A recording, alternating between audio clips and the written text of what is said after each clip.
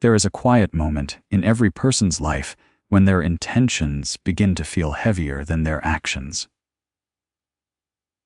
Words float easily.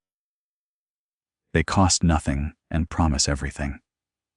But actions reveal the truth we whisper to ourselves when no one is watching.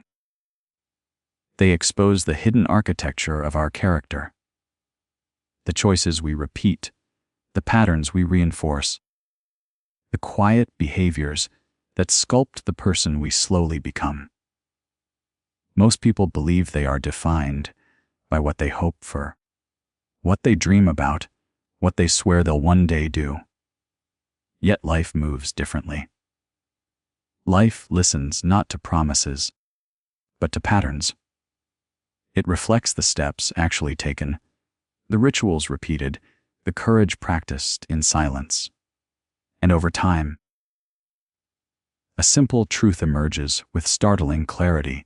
A person becomes the sum of what they consistently do, not the echo of what they claim they will someday become.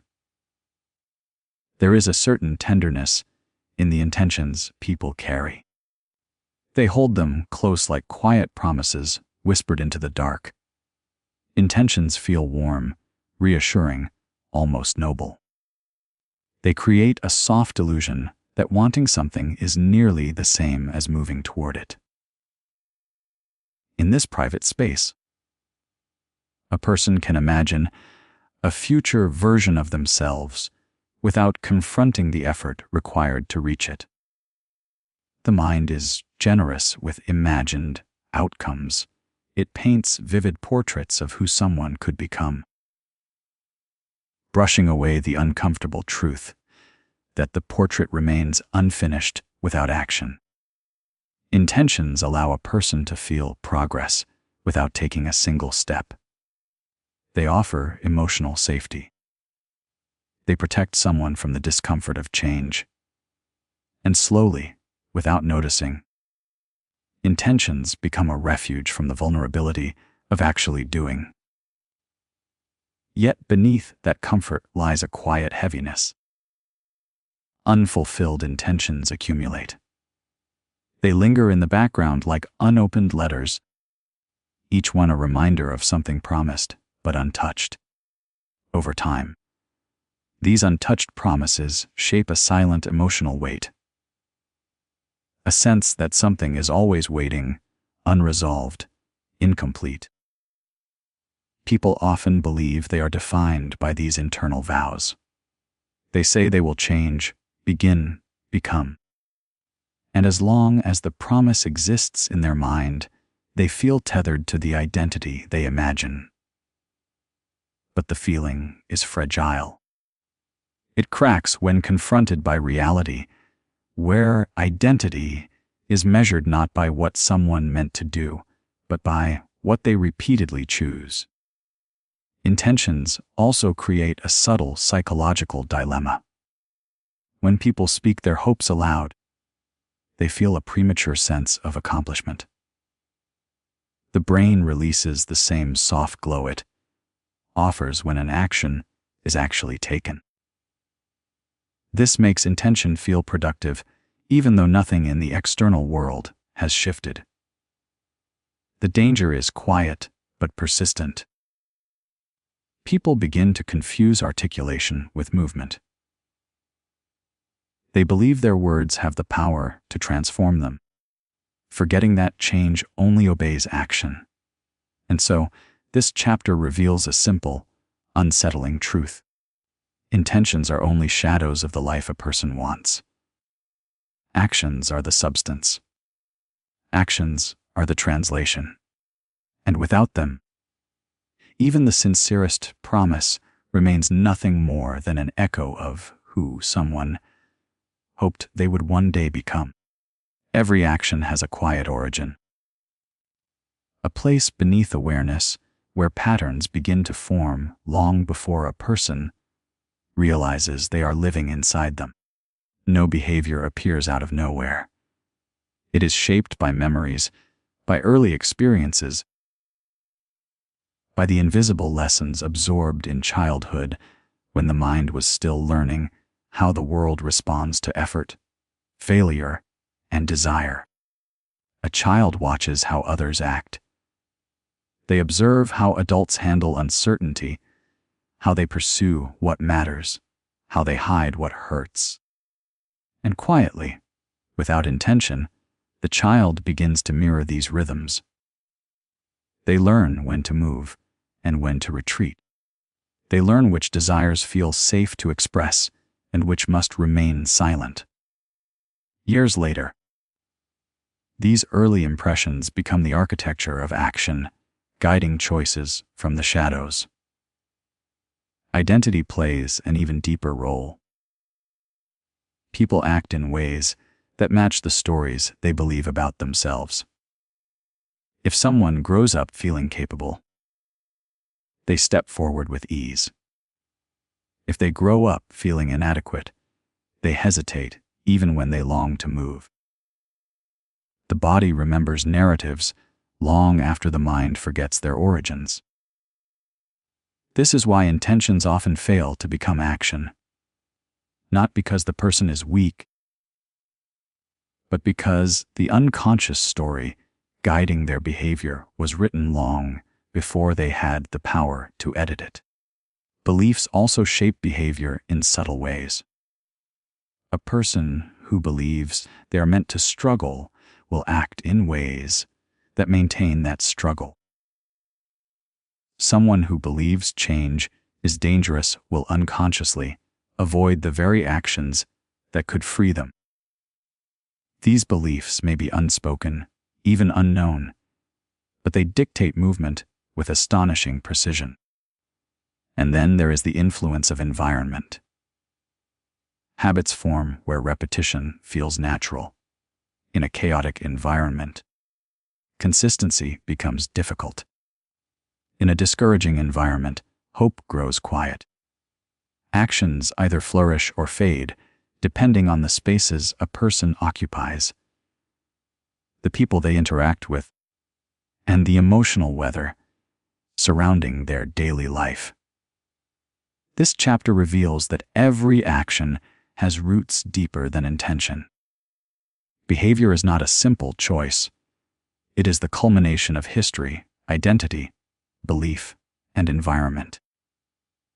And until these roots are understood, actions will continue to drift away from the promises a person makes to themselves. The human mind is built to trust what it sees repeated. It relies on patterns, not promises. Every behavior someone practices becomes a quiet signal to the brain, a message about who they truly are. When an action is repeated often enough, the mind begins to weave it into identity. It stops being something a person does and becomes something they are. This is the essence of consistency, the slow, almost invisible merging of behavior and self-perception.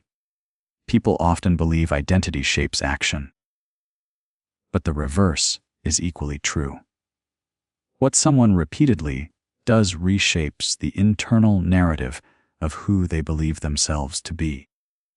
If they consistently avoid discomfort, the mind concludes they are fragile. If they regularly face challenges, the mind assumes they are capable.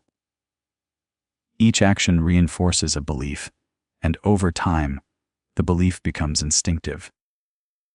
This is why cognitive dissonance appears when words and actions drift apart.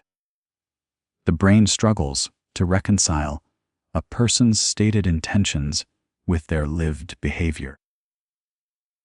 When someone says they value growth, but repeatedly chooses comfort, the mind experiences a subtle internal friction. It cannot build a stable identity from contradictory signals. And so, it trusts what is demonstrated, not what is declared. Actions carry more psychological weight because they require energy, commitment, and risk. Words cost nothing. Habits deepen this effect. The brain forms neural pathways that strengthen with repetition. making certain actions feel natural, even when they once required effort. This is how routines become identity markers. A person who writes every morning does not simply practice writing, they become a writer in their own mind. Someone who consistently delays their goals does not simply procrastinate, they become someone who lives in delay. The psychology of consistency is quiet but powerful. It means that every repeated action, even the smallest one, becomes a vote for the kind of person someone is becoming. It means identity is not a proclamation, but a pattern. And it means that over time, the truth of a person is revealed not in what they hoped for, but in what they repeatedly chose. Inside every person lives a quiet tension, the space where desire meets hesitation. It is the place where someone longs for change, yet feels anchored to the familiar. Desire speaks in visions. It imagines a life shaped by intention, purpose, and possibility. But action requires something heavier.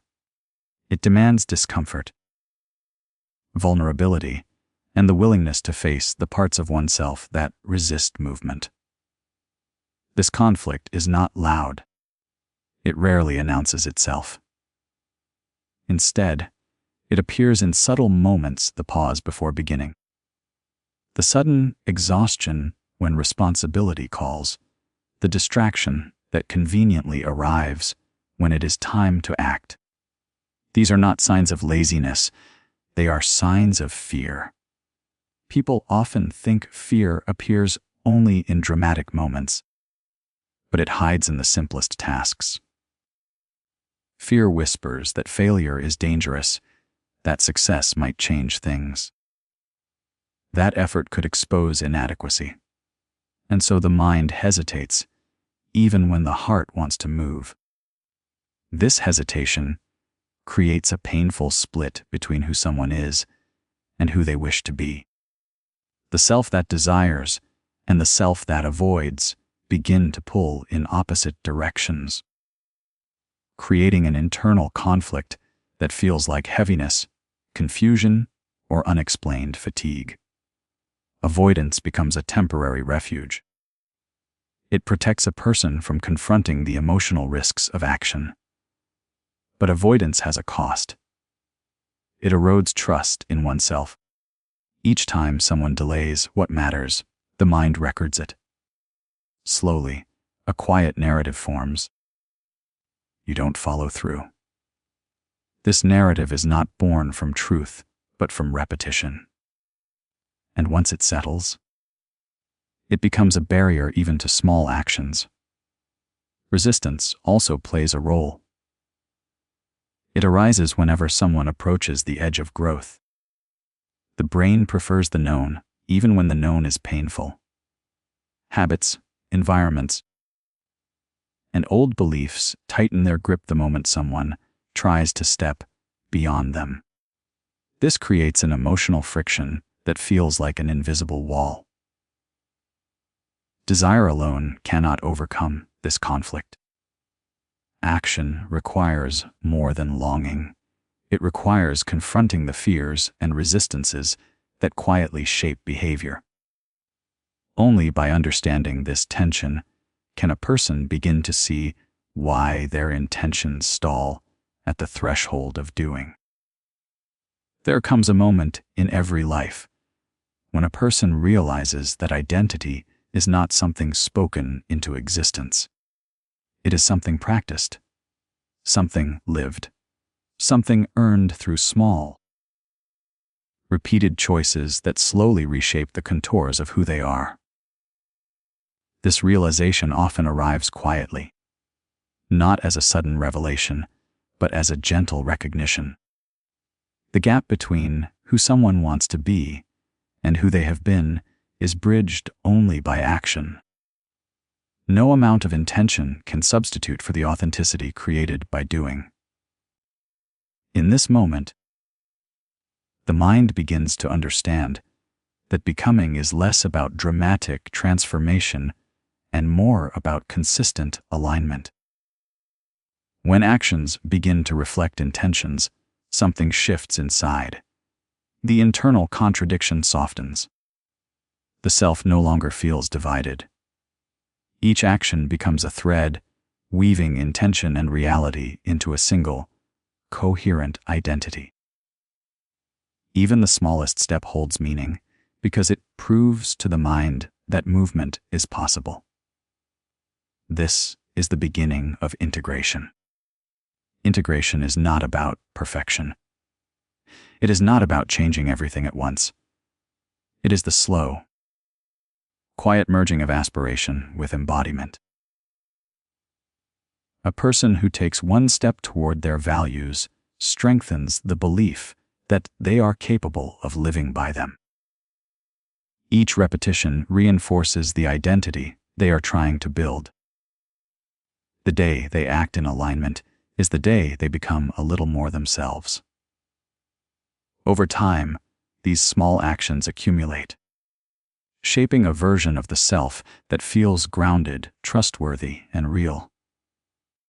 No dramatic declarations are needed. The world begins to see the change, not through promises, but through presence. Words become gentle reflections rather than bold predictions. Behavior becomes truth. And when someone looks back, they notice something profound they did not become through imagining or intending. They became through doing. They became through the lived expression of their inner truth. The journey was not defined by perfection, but by persistence. Identity was not spoken, but demonstrated. The closing truth is simple yet powerful. A person becomes what they consistently do. Every action is a quiet vote for the future self taking shape. And in the end, it is these actions, not dreams, not promises, that reveal who they truly are.